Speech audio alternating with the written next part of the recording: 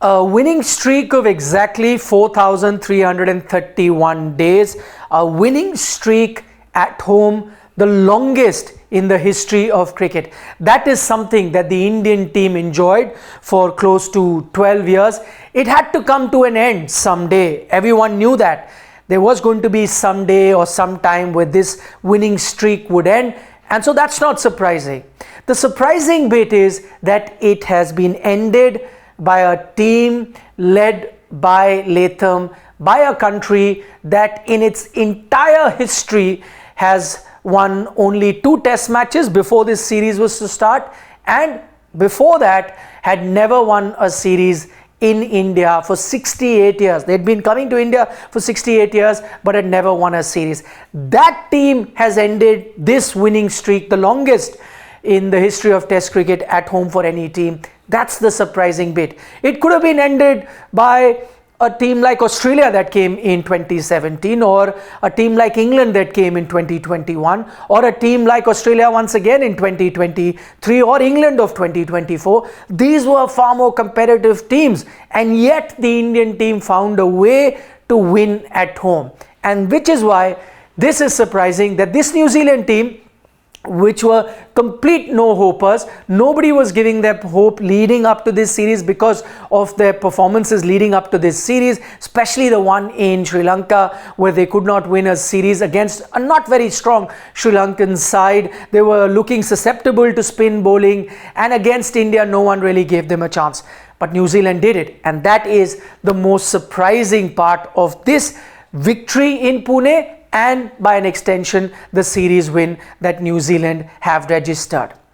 The other big talking point is going to be whether it was the pitch or whether it was India's batting that was the cause for failure. Well, for me it's a no-brainer. It has to be India's batting, because yes, the pitch was helping spinners, but it wasn't a rank turner that we were seeing in those dark ages a few years ago, where India used to have rank turners, gadda pitches as we used to call them, where ball would start turning viciously from day one. Yes, this is a pitch in Pune that was gripping, but it was also a pitch where you could get runs, as you saw, the way Latham batted, the way someone like a Yashasvi Jaiswal batted. So it was down to some inept batting by the Indian team, which has resulted in this loss. Let me give you another example to illustrate that. 156 India got out to in their first innings. Was the pitch really bad?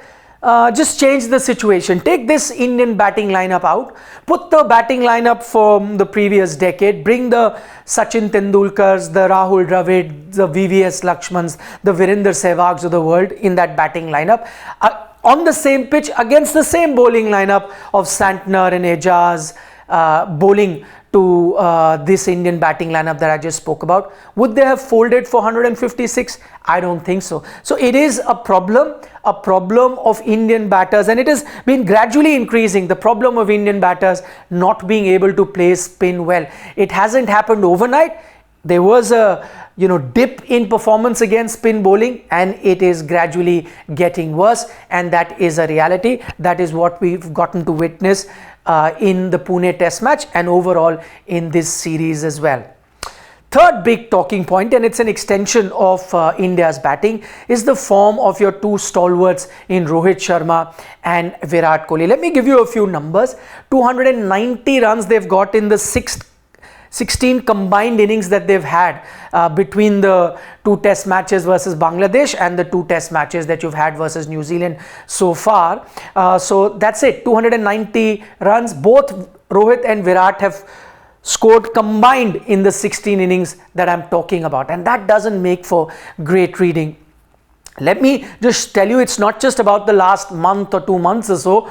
If you take a look at the last 2 years, slightly more than 2 years, 2022 onwards, Rohit is averaging 35 in test cricket, Virat 38. These are not great numbers for match winners, for batters of repute like both Rohit Sharma and Virat Kohli are. I mean, these are batters who are known or are expected to have a batting average not just over 40 but clearly over 45, 46. That's the realm that they have to operate in. There's clearly been a dip of form as far as these two batters are concerned in red ball cricket, and that is the worrisome sign. How long Are there test careers? We'll have to wait and watch, because as I said, there have been these two batters have been long servants of the game of Indian cricket. They of course will get a much longer rope compared to others, but combined with this series loss and their personal batting form, that doesn't make for great reading. And till now, if you had not even thought about looking beyond Rohit Sharma and Virat Kohli in test match cricket, I think those seeds have been planted with this series loss. The other thing which now takes me to, because we're talking about the future, and I think the future of Rohit and Virat Kohli will somewhere be connected to what happens in this WTC cycle. Does India reach the WTC final?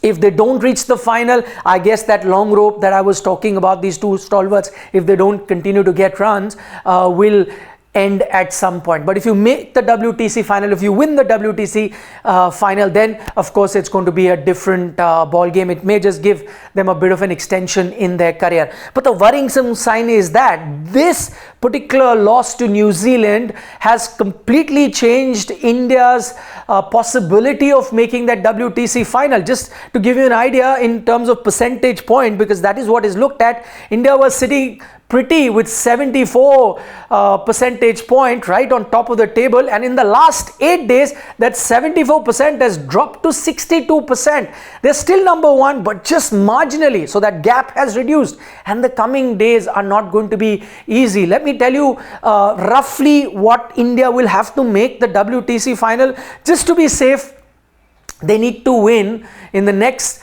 6 test matches that they're going to be playing. They need to win 4 of those. Maybe you can give them 1 test match despite them losing to New Zealand here. Maybe give them another test match if they were to beat New Zealand in Mumbai, okay. But then you need to win 3 test matches in Australia. Is that going to be easy? Definitely not. Yes, India may have won the last 2 series in Australia. This time around, it's going to be tough winning the series. Even if you win the series, are you going to win 3 test matches? Not quite. India could still make it if you win 3 test matches and the rest of them are draws.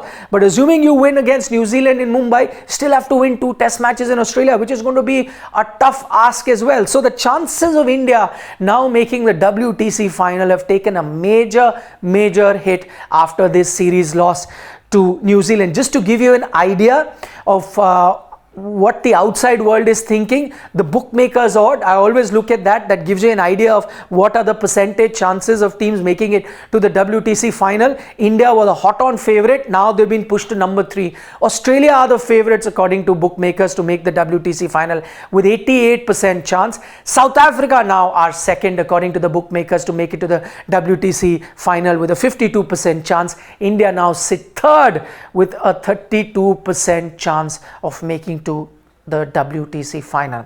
That's how, unfortunately, the cookie has crumbled for the Indian team. And finally, a word of praise for the New Zealand team.